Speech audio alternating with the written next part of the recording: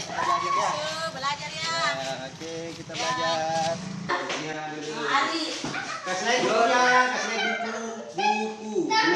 Udah, Ari mana pulpennya? Di sini Ari. Nah, sekarang kita lihat sini ya. Jaya. Ya.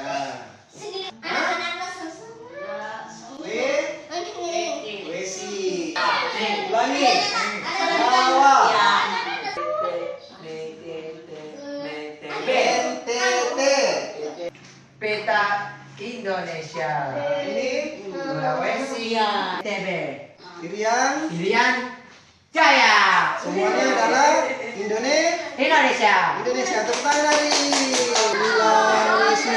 Simpan dalam hati ya. Simpan dalam hati ya. Sulawesi. Nah lagi. Kami sebagai pendidik di SLB Gugus Hati Kota Palopo saat ini membina atau mengajar beberapa murid-murid kami yang berasal dari berbagai tingkat disabilitas yang berbeda-beda.